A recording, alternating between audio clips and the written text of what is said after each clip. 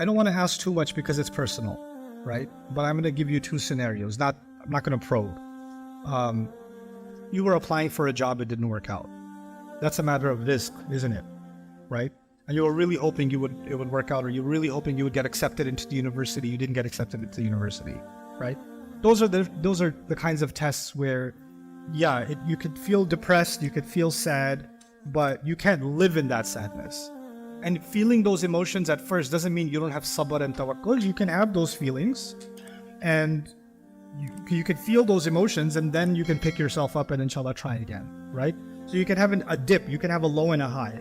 That's being human, right? Allah didn't create us angels. But a lot of times these kinds of questions also have to do with, oh, I had an engagement and it broke off. Or I had a marriage that ended miserably. Or I had, or I didn't want my parents to get divorced and they got divorced. Or something like that, right? Or I wanted my sister's fighting with my parents and she's moving out of the house and I didn't want her to move out of the house and she moved out of the house. In other words, all of those situations are about people, right? People ending up doing things that hurt us, or people doing things that we wish they didn't do, right? And there, I think the sabr, to me at least, comes from the stories in the Quran where people that are much better than us, like Yaqub alayhi salam, had no control over his family. He didn't have any control. Ibrahim alayhi salam is an incredible human being, had no say in his father's choices, right? We cannot control other people's choices. Sometimes those choices hurt us deeply. And those people that were much better than us, they were hurt very deeply. Being kicked out of your house is not an easy thing. Nuh alayhi salam being married to the woman that he's married to is not an easy thing. Asiya being married to Fir'aun is not an easy thing. Musa alayhi salam running away from home is not an easy thing. These people were really traumatized by many terrible experiences, right? But Allah taught us through them that we can only control what is within our grasp, and we have to learn to let go what isn't, right? Because in the end, inna lillahi wa inna ilayhi raji'un, this is what we say when a musibah strikes. Alladhina idha asabathum musibah, inna lillahi wa inna ilayhi raji'un. Whenever something strikes them, they say we belong to Allah, to Him we're going to return. Any problem I'm having, how long is it going to last? Well, as long as I last. I'm not here for that long. And when I think about the grand scheme of things, this problem isn't as big as I think it is. You understand? And of course, Allah has given us hope too. Inna ma'al usri yusran. After every difficulty, there is great ease. Now, you just put yourself in these shoes. How much did the companions love the Prophet ﷺ? Right? And when he died, how devastated were they? And in that moment, for them to believe, Inna ma'al usri yusran, because the Quran is still there. The Quran is still saying with difficulty comes twice the ease. That's what the Quran is saying.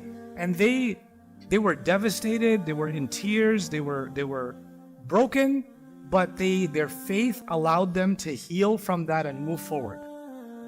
Right? And Allah created so much ease for the ummah afterwards.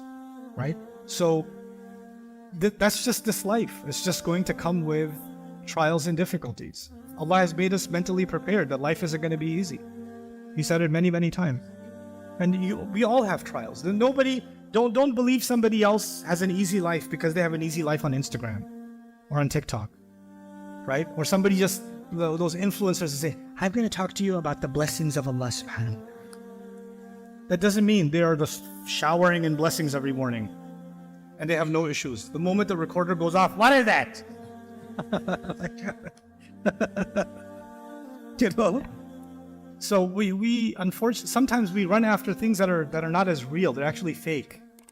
But we believe them to be real because somebody else has them, so that they must not have any issues. They must not have any challenges. You have things that are causing you hurt. The person next to you has things that are causing them hurt. I have things that are causing me hurt. Everyone has them. Everyone has to deal with their own pain. And so Allah tests people differently. But the problem is we don't see the other person's trial, or we don't see that their trial is exactly the same as ours. So we start saying, how come Allah is not testing them? He's only testing me. Or how come I couldn't have it easy like they have it easy? You don't know if they have it easy or not.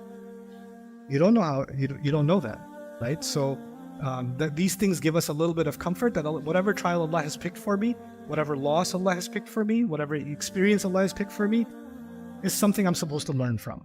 Learn and grow, that's it. Keep moving.